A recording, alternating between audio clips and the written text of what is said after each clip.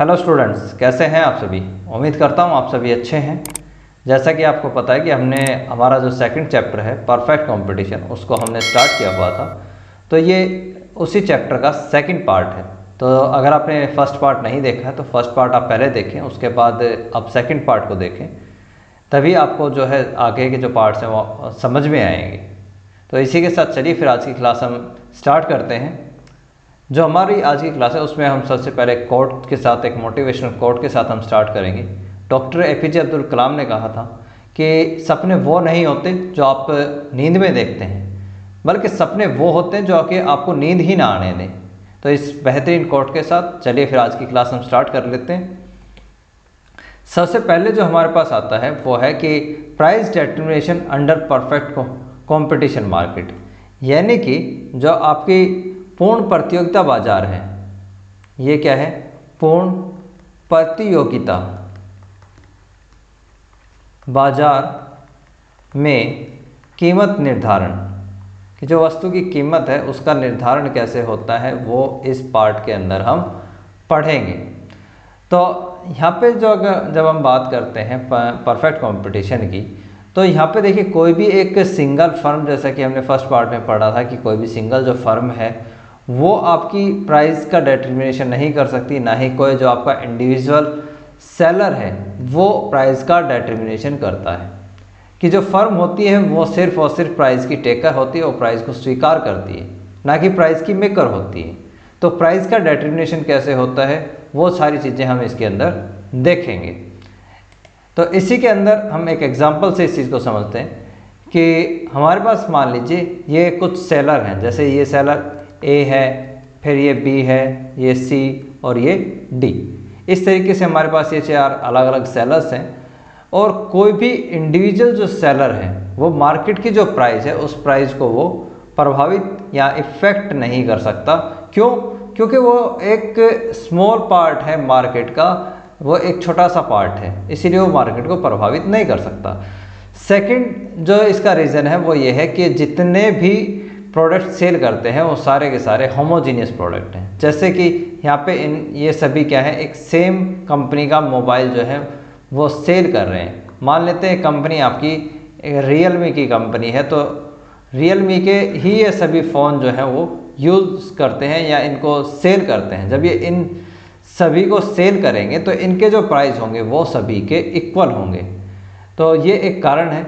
अब आगे हम देखते हैं कि प्राइस डिटरमिनेशन कैसे होता है। तो परफेक्ट कंपटीशन मार्केट के अंदर जो प्राइस का डिटरमिनेशन होता है वो जहाँ पर आपकी डिमांड और सप्लाई एक दूसरे के इक्वल होती है, यानी कि जहाँ पर आपकी मांग और पूर्ति एक दूसरे के बराबर होगी वहाँ पर आपका कीमत का निर्धारण होता है। तो जब हमने फर्स्ट सेमेस्टर पढ़ा था तो उसके अंदर हम इन कॉन्सेप्ट को अलग अलग पढ़ चुके हैं कि आपकी सप्लाई क्या होती है, डिमांड क्या होती है, और जो लॉ ऑफ सप्लाई है वो कैसे काम करता है, लॉ ऑफ डिमांड जो है वो आपका कैसे काम करता है। तो सारी चीज़ों की हम ऑलरेडी स्टडी कर चुके हैं। तो एक एक करके हम देख लेते हैं। उससे पहले मैं आपको एक बारी छोटा सा ब्रीफली बता देता हूँ कि लॉ ऑफ डिमांड क्या होता है, लॉ ऑफ सप्लाई क्या होता है। देखिए, लॉ ऑफ डिमांड हमें बताता है कि अगर किसी भी गुड्स के प्राइस इंक्रीज होते हैं या डिक्रीज होते हैं तो उसमें अपोजिट रिलेशन मिलता है कि अगर प्राइस डिक्रीज होंगे तो डिमांड हमारी क्या है, इंक्रीज होगी। सेकंड आपका है कि अगर प्राइस आपके इंक्रीज होते हैं तो डिमांड आपकी इस कंडीशन के अंदर क्या होगी, कम होगी। तो ये हमारे पास क्या है, लॉ ऑफ डिमांड है, जिसको हम हिंदी में बोलते हैं मांग का नियम। सेकंड हमारे पास जो इसमें आता है वो आता है लॉ ऑफ सप्लाई, जिसको हम हिंदी में बोलते हैं पूर्ति का नियम। अब लॉ ऑफ सप्लाई क्या है कि अगर किसी गुड के प्राइस ज़्यादा हैं तो उसकी सप्लाई जो है वो ज़्यादा होती है। सेकंड, अगर उसके प्राइस आपके कम है तो उसकी सप्लाई भी आपकी क्या है, कम होती है। तो इसी के साथ हम जो है इस चीज़ को समझने की कोशिश करेंगे। तो यहाँ पे हमारे पास क्या है, प्राइस हमने लिया है, फिर हमारे पास है market demand of good x, कि हमने दो गुड्स को लिया है। एक हमारे पास क्या है, गुड एक्स है, और दूसरा हमारे पास जो है वो गुड आपका वाई है। दो गुड्स हमने लिए हैं, सॉरी यहाँ पे हमारे पास एक ही गुड है, एक ही गुड्स की जो है हम सप्लाई कर रहे हैं।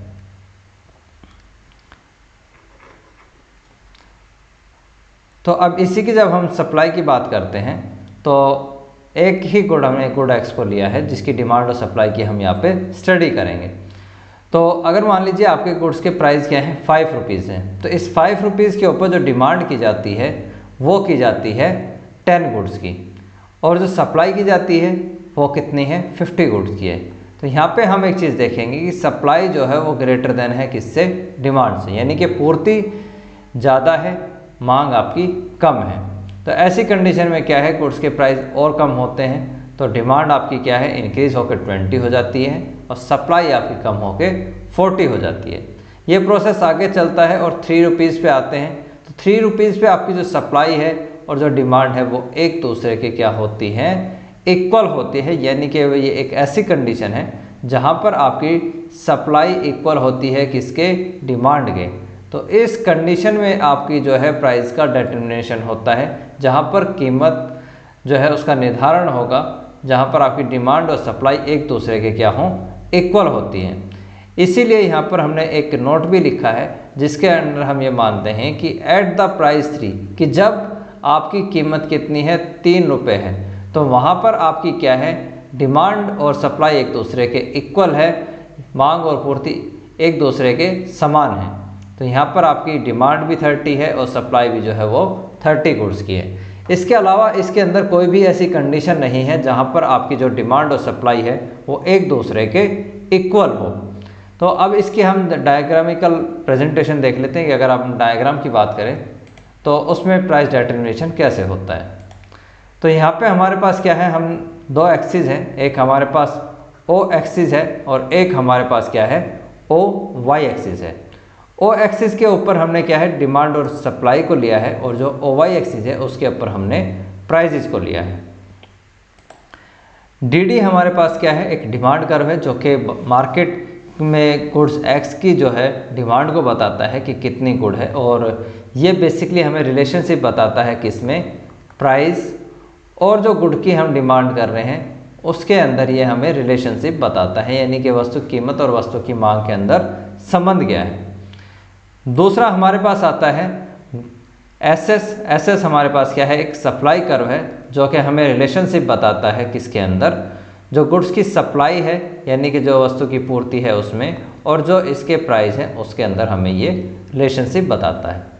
ये दोनों क्या है, एक दूसरे को कट करते हैं किस पर, पॉइंट ए के ऊपर, और इस पॉइंट ए के ऊपर जहाँ पर ये कट करते हैं वहाँ पर आपकी क्या है, डिमांड और सप्लाई एक दूसरे के इक्वल है इस ए पॉइंट के ऊपर, यानी कि जो वस्तु की मांग और पूर्ति है वो एक दूसरे के समान है, और यहीं पर जो है गुड्स के प्राइस डिसाइड होते हैं और साथ में उसकी सप्लाई और डिमांड भी।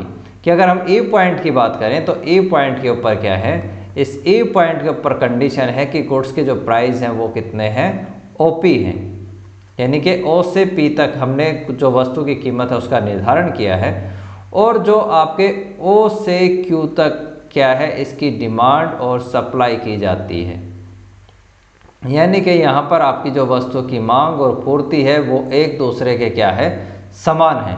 तो ऐसी कंडीशन को हम बोलते हैं इक्विलिब्रियम की कंडीशन, यानी कि संतुलन की स्थिति हम इसको बोल लेंगे। इसके अलावा कंडीशन और क्या हो सकती है कि अगर मान लीजिए ए बी हम एक कंडीशन लेके देखें तो ये ए बी कंडीशन जो हमें शो करती है वो ये करती है कि सप्लाई ग्रेटर देन है डिमांड से, कि अगर मान लीजिए यहाँ पर ये आपके पास क्या है, एक प्राइस बढ़कर कितने हो जाते हैं, OP1, प्राइस आपके कितने थे OP, और ये बढ़कर कितने हो गए OP1, यानी कि आपकी जो कीमत है वो इंक्रीज हो गई। तो कीमत इंक्रीज होने से जो इफ़ेक्ट आता है वो क्या आता है कि आपकी डिमांड तो कम हो जाती है, और बट जो सप्लाई है वो सप्लाई आपकी क्या होगी, इंक्रीज हो जाती है। तो ऐसी कंडीशन में वस्तु की जो पूर्ति है वो ज़्यादा है और मांग उसकी कम है, तो प्राइस आपका क्या होगा, धीरे धीरे कम होकर नीचे आ जाएगा, और वापस आपके का जो प्राइस का डिटरमिनेशन है वो इस ए पॉइंट के ऊपर होता है, और ये आपका क्या है, एक इक्विलिब्रियम लेवल हम इसको बोल लेंगे। दूसरी कंडीशन क्या हो सकती है कि जब आपकी कंडीशन क्या हो, CD हो, तो ऐसी कंडीशन में आपके जो गुड्स के प्राइस हैं वो मान लेते हैं कि आपके इस OP लेवल से कम होकर कितने हो जाते हैं, यहाँ पर OP2। किस लेवल से ये कम हुए हैं, OP से कम होकर OP2 लेवल पर। तो इसका इफ़ेक्ट क्या होता है? इसका इफ़ेक्ट आपका होता है कि आपकी जो डिमांड है गुड्स की वो बढ़ जाती है और जो सप्लाई है वो आपकी कम हो जाती है। तो ऐसी स्थिति में क्या होगा कि यहाँ पर आपकी जो है डिमांड ग्रेटर देन है किससे? सप्लाई से, यानी कि मांग ज़्यादा है और पूर्ति कम है। तो इस कंडीशन के अंदर क्या है, गुड्स के जो प्राइस हैं वो प्राइस आपके इंक्रीज होने स्टार्ट हो जाएंगे, और जब प्राइस इंक्रीज होंगे तो गुड्स की डिमांड जो है वो कम हो जाएगी और सप्लाई क्या है? इंक्रीज होती चली जाएगी। और ऐसी कंडीशन के अंदर आप वापस से कहाँ पर? इस इक्विलिब्रियम पॉइंट ए के ऊपर आप आ जाते हैं। नेक्स्ट हम जो देखेंगे वो आपका इंडस्ट्री और जो फर्म है उसके अंदर जो आपका डायग्रामिकल प्रेजेंटेशन है वो कैसे होता है। कि अगर हम बात करें एक इंडस्ट्री की, तो एक इंडस्ट्री किस तरीके से वर्क करती है और एक फर्म किस तरीके से वर्क करती है, हम उन चीज़ों के ऊपर यहाँ पर बात करते हैं। तो इसको हम अगर डायग्राम से देखें तो डायग्राम में हमारे पास क्या है? ओ एक्सिस है और एक हमारे पास क्या है? ओ वाई एक्सिस है। सेम चीज़ हमारे पास फर्म के लिए है, ओ वाई एक्सिस है और ओ एक्सिस है। ओ एक्सिस के ऊपर हमने क्वांटिटी को और ओ वाई एक्सिस जो है हमने उसके ऊपर प्राइस को लिया है इंडस्ट्री के अंदर, यानी कि इंडस्ट्री को हम बोलते हैं हिंदी में उद्योग। उसके बाद हमारे पास क्या है? फर्म है और हिंदी में इसको हम फर्म ही बोलते हैं। तो यहाँ पर हमारे पास ओ वाई एक्सिस है, इसके ऊपर हमने रिवेन्यू को लिया है। हमें पता है कि जो इक्विलिब्रियम पॉइंट है वो हमारा कहाँ पर होता है? जहाँ पर आपके क्या है? डिमांड और सप्लाई एक दूसरे के इक्वल होते हैं, यानी कि ए पॉइंट के ऊपर हमारे पास क्या है? इक्विलिब्रियम की कंडीशन होती है, जहाँ पर आपके पास क्या है? ओपी प्राइस है, क्या है? ओपी प्राइस है गुड्स का, और यहाँ पर आपकी जो डिमांड और सप्लाई है, डिमांड और जो सप्लाई है वो एक दूसरे के इक्वल है। और ये जो इक्वल है इसका मतलब ये है कि यहाँ पर जो क्वांटिटी डिमांड और सप्लाई की जाती है वो ओ क्यू की जाती है। तो ऐसी कंडीशन के अंदर जो आपकी फर्म होती है उसके अंदर एवरेज रिवेन्यू, यानी कि आपकी औसत आय, और आपकी जो सीमांत आय है यानी कि मार्जिनल रिवेन्यू, वो एक दूसरे के क्या होती है? इक्वल होती है। तो ये एक दूसरे के इक्वल होने का कारण क्या है? इसका कारण है यहाँ पर AR कह लें, यानी कि आपकी एवरेज रिवेन्यू बोल लें, या हम इसको प्राइस बोल लेते हैं। कि जितनी भी मार्केट के अंदर फर्में हैं जो काम कर रही हैं वो सभी जो हैं गुड्स के जो प्राइस हैं वो इक्वली चार्ज करती हैं। तो चाहे जितनी भी क्वांटिटी मार्केट के अंदर सेल की जाए, सभी के अंदर जो है वो इक्वली प्राइस उनसे चार्ज किए जाते हैं हर एक कस्टमर के द्वारा, जो जितने भी आपके उपभोक्ता होते हैं। अगर आप चाहें तो इसको एक छोटे से एग्जांपल से भी हम समझ सकते हैं कि जैसे मान लीजिए कि हम यहाँ पे एक टेबल बना लेते हैं कि ये हमारे पास क्या है? गुड्स के प्राइस हैं और ये हमारे पास क्या है? क्वांटिटी। ठीक है, अब यही क्या है? आपके पास AR होता है, तो हमें निकालना है क्या? MR। और MR अगर आपको पहले सेमेस्टर में जब हमने चीज़ें पढ़ी थी तो वहाँ पे हमने रिवेन्यू के चैप्टर में इन सारी चीज़ों को पढ़ा था। फिर भी मैं आपको बता देता हूँ कि जो हम MR निकालते हैं, यानी कि जो मार्जिनल रिवेन्यू हम फाइंड करते हैं, उसका फॉर्मूला होता है TRN-1। अब यहाँ पर हम मान के चलते हैं कि गुड्स के प्राइस कितने हैं? 5 रुपीज़ हम मान के चलते हैं कि हर एक कंडीशन के अंदर जो गुड्स के प्राइस हैं वो कितने होंगे? 5 रुपीज़ होंगे। अब क्वांटिटी यहाँ पर हमारे पास क्या है? जब हमने फर्स्ट क्वांटिटी की डिमांड करी या सप्लाई करी तो टोटल रिवेन्यू हमारे पास कितनी है? तो टोटल रिवेन्यू हम कैसे निकालते हैं? TR जो हम निकालते थे वो P इंटू में Q से निकालते हैं, यानी कि अगर हम कीमत को, अगर वस्तु की जो मात्रा है अगर उससे हम गुणा कर दें तो ऐसी कंडीशन के अंदर हमारे पास क्या आ जाएगी? TR, यानी कि इसको हम टोटल रिवेन्यू यानी कि कुल आय हम इसको बोलते हैं। तो ये हमारे पास क्या है? कुल आय है। तो यहाँ पर हमारे पास क्या है? 5 को जब हमने मल्टीप्लाई करा 1 के साथ तो ये हमारे पास टोटल रिवेन्यू आ गई कितनी? 5। उसके बाद आपकी जब डिमांड और इंक्रीज हुई तो अब आपके पास क्या है? 5 इंटू 2 यानी कि 10। उसके बाद आपने डिमांड को और इंक्रीज कर दिया 3 यूनिट, तो ये कितना हो गया? 15। उसके बाद जब आपने डिमांड को 4 किया तो आपकी टोटल रिवेन्यू कितनी हो गई? 20। इससे हम क्या निकाल सकते हैं? इससे हम MR फाइंड कर सकते हैं। तो MR फाइंड करने के लिए हमारे पास कंडीशन क्या है कि हम TR में से, यानी कि ये हमारे पास क्या है? TR, और ये हमारे पास क्या है TRN-1, तो इसको TRN बोल सकते हैं। तो हम क्या है 10 में से अगर हम ये 10 और 5 माइनस कर दें तो हमारे पास जो MR आएगा वो कितना है 5 है। उसके बाद हमारे पास कंडीशन क्या है कि हम 15 माइनस अगर 10 करते हैं तो अभी हमारे पास जो है MR 5 आएगा। और उसके बाद अगर हम बात करें कि 20 माइनस 15 अगर हम करते हैं तो अभी हमारे पास MR कितना आएगा 5। तो यहाँ पर हम एक चीज़ नोटिस करेंगे कि जो हमारे पास प्राइस है यानी कि AR था औसत आय और जो मार्जिनल रेवेन्यू है वो एक दूसरे के क्या होती है इक्वल होती है। तो इसलिए हमारे जो परफेक्ट कंपटीशन मार्केट है उसके अंदर जितने भी होमोजीनियस प्रोडक्ट हैं क्योंकि तो सभी जो फर्में हैं वो मार्केट में इक्वली प्राइस चार्ज करती हैं, तो ऐसी कंडीशन के अंदर हम कह सकते हैं कि आपका AR और MR जो है वो एक दूसरे के इक्वल होते हैं।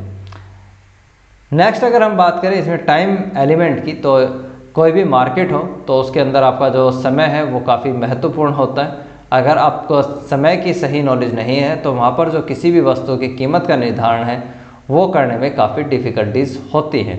इसका रीज़न या एक एग्जांपल अगर हम लेके चलें तो मान लीजिए आप जो है वो वीट का प्रोडक्शन करते हैं, तो जब आपने देखा है कि मार्च या अप्रैल के आसपास जब वीट का प्रोडक्शन किया जाता है तो मार्केट के अंदर उसकी क्या है सप्लाई बढ़ जाती है।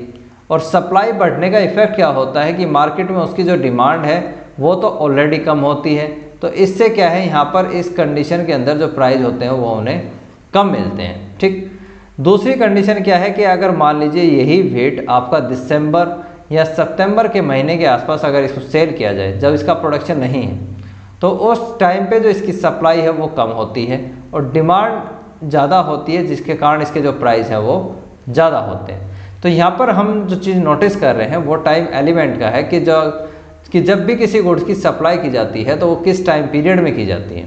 तो टाइम एक काफ़ी इंपॉर्टेंट रोल यहाँ पे निभाता है। तो इसको लेके जो अल्फ्रेड मार्शल हैं उन्होंने अपने पॉइंट ऑफ व्यूज़ रखे कि इम्पोर्टेंस ऑफ टाइम क्या है। तो इनके अंदर जो इन्होंने बताया कि जो आपका शॉर्ट टर्म टाइम पीरियड है यानी कि जो आपका अल्पकाल का समय होता है उसके अंदर जो मांग है उसका ज़्यादा प्रभाव होता है प्राइस के ऊपर, कि अल्पकाल के अंदर जो मांग है वो ज़्यादा प्रभावित करती है प्राइस को। जब हम बात करते हैं लॉन्गर टाइम पीरियड की तो वहाँ पर आपका क्या है जो सप्लाई है वो एक तरीके से गुड्स के जो प्राइस हैं उसको डिसाइड करने में हेल्प करते हैं। तो एक एक करके हम यहाँ जो ये टाइम एलिमेंट है इनकी हम स्टडी करेंगे। तो फर्स्ट अगर हम बात करें टाइम एलिमेंट की तो इसको हम जो है वो 4 पार्ट में डिवाइड करते हैं, लेकिन हम यहाँ पर 3 ही पार्ट जो है इसके मेन उनकी हम स्टडी करेंगे। तो सबसे पहले हमारे पास आता है very short term time period, यानी कि इसको बोल सकते हैं वेरी शॉर्ट पीरियड भी, जिसको हम बोलते हैं अति अल्पकाल। अति अल्पकाल समय होता है। उसके बाद हमारे पास इसके अंदर होता है अल्पकाल, फिर हमारे पास होता है दीर्घकाल। तो ये 3 टाइम पीरियड हम इसके अंदर स्टडी करेंगे, वेरी शॉर्ट पीरियड और आपका एक लॉन्ग पीरियड। इन तीनों पीरियड्स की हम स्टडी करेंगे। इन्हीं के अंदर जो आपकी कीमत डिसाइड होती है जैसे बाज़ार कीमत, उसके बाद हमारे पास जो है सब नॉर्मल प्राइस होते हैं, सामान्य कीमतें, इस प्रकार की चीज़ों की हम इसके अंदर एक एक करके यहाँ पर स्टडी करेंगे। तो जब हम बात करते हैं वेरी शॉर्ट टर्म पीरियड की, तो वेरी शॉर्ट टर्म पीरियड क्या होता है या इसको हम बोलते हैं अति अल्पकाल। तो अति अल्पकाल आपका किस प्रकार का समय होता है हम उसकी यहाँ पे स्टडी करते हैं। तो ये एक ऐसा टाइम पीरियड है जहाँ पर आप क्या है किसी भी जो गुड्स की कम्युनिटी की जो सप्लाई है उसको एग्जिस्टिंग जो आपके पास स्टॉक है उससे ज़्यादा आप उसको इंक्रीज़ नहीं कर सकते। चाहे आपकी गुड्स की डिमांड इंक्रीज़ हो जाए तो भी हम उसकी जो सप्लाई है उसको इंक्रीज़ नहीं कर सकते जितना हमारे पास स्टॉक है उससे ज़्यादा। इसको एक एग्जांपल से समझ के देखते हैं तब हमें ज़्यादा बेटर समझ में आएगा। कि मान लीजिए कि आप कॉलेज की कैंटीन में जाते हैं और जो कॉलेज की कैंटीन के ओनर हैं वहाँ से आप बर्गर की डिमांड करते हैं। अब बर्गर की जब आपने डिमांड करी तो आप उससे पहले उसके पास जो बर्गर की सप्लाई है वो कितनी है, ये 10 यूनिट्स वो सप्लाई करता है बर्गर की, कि उतना उसके पास एग्जिस्टिंग स्टॉक है, इतना उसके पास स्टॉक में बर्गर रखा हुआ है। लेकिन अब आप जाते हैं पार्टी करने के लिए फ्रेंड्स के साथ और आप डिमांड करते हैं कि आपको 20 बर्गर की ज़रूरत है। तो यहाँ पे क्वेश्चन उठता है कि वेरी शॉर्ट रन, यानी कि आप जैसे कैंटीन में गए, आपने बोला कि हमें अभी जो है इसी टाइम पीरियड पे हमें 20 बर्गर चाहिए, तो क्वेश्चन मार्क यहाँ पे लग जाता है, क्या ये इसकी सप्लाई कर पाएगा? तो यहाँ पे इसकी जो सप्लाई है वो नहीं कर पाता। तो जो सप्लाई है वो आपकी इस कंडीशन के अंदर इंक्रीज आप नहीं कर पाएंगे। तो ऐसी कंडीशन के अंदर जो प्राइस डिसाइड होते हैं, उस प्राइस डिसाइड में जो है आपकी डिमांड का ज़्यादा रोल होता है। क्यों? इसका कारण भी है। देखिए कि अगर हम ये मान के चलें कि ये हमारे पास क्या है, हम इसको मान लेते हैं कि आपकी सप्लाई जो है वो कांस्टेंट होती है। तो अगर आप प्राइस को, अगर डिमांड को अगर आप बढ़ाते चले जाएंगे, तो इस डिमांड के बढ़ने के साथ साथ जो आपका बढ़ेगा वो सिर्फ और सिर्फ गुड्स के प्राइस बढ़ते हैं, उसकी जो सप्लाई है उसको आप नहीं बढ़ा सकते। वेरी शॉर्ट टर्म के अंदर सप्लाई को हम जब नहीं बढ़ा पाते तो सिर्फ और सिर्फ गुड्स की डिमांड बढ़ती है, और इसी के अंदर जो प्राइस का डिटरमिनेशन होता है, उस प्राइस को हम बोलते हैं मार्केट प्राइस, या जिसको हम बोलते हैं बाजार कीमत। ये हमारे पास बाजार की क्या होती है? कीमत होती है। तो इसका जो डिटरमिनेशन होता है वो सप्लाई साइड के बजाय डिमांड साइड से होता है, और जो मांग है वो ज़्यादा कीमत को प्रभावित करती है। नेक्स्ट हमारे पास आता है शॉर्ट पीरियड, जिसको हम बोलते हैं अल्पकाल। ये हमारे पास होता है अल्पकाल। अल्पकाल जो है वो रिलेटेड होता है प्रोडक्शन कैपेसिटी के साथ, यानी कि उत्पादन की क्षमता। अब ये उत्पादन की क्षमता क्या होती है? उत्पादन की क्षमता यानी कि अगर आज आपको बोला जाए कि 28 अप्रैल 2021 के अंदर, यानी कि आज ही के दिन आप कितनी वस्तुओं का उत्पादन कर पाते हैं, कितनी गुड्स का आप प्रोडक्शन कर पाते हैं, कि अगर आप 20 यूनिट गुड का प्रोडक्शन कर पाते हैं तो 20 यूनिट आपकी क्या है? प्रोडक्शन कैपेसिटी है। तो शॉर्ट रन के अंदर आप क्या है? सिर्फ उतने ही गुड्स की सप्लाई को इंक्रीज कर पाएंगे जितनी आपके पास क्या है? प्रोडक्शन की कैपेसिटी है, यानी कि उत्पादन की आपके पास क्षमता है। तो इसको हम एक एग्जांपल से समझते हैं कि हमारे पास क्या है? ये एक प्रोड्यूसर है, ये एक सेलर है हमारे पास, कोई मिस्टर ए है हमारा, और ये जो है वो गाड़ियों का प्रोडक्शन करते हैं, और जो इनकी कैपेसिटी है प्रोडक्शन करने की वो 10 यूनिट्स पर डे है। यानी कि एक दिन में ये ज़्यादा से ज़्यादा जितना भी इनके पास क्षमता है, जितनी भी इनकी कैपेसिटी है, उसके अकॉर्डिंग ये 10 यूनिट का प्रोडक्शन कर पाएंगे। अब उसके बाद एक आते हैं इंसान और वो डिमांड करते हैं कि भैया बात है ऐसी कि आप हमें 2 दिन के अंदर, 2 डेज़ के अंदर आप हमें 50 कार्स जो हैं वो बना के दे दीजिए।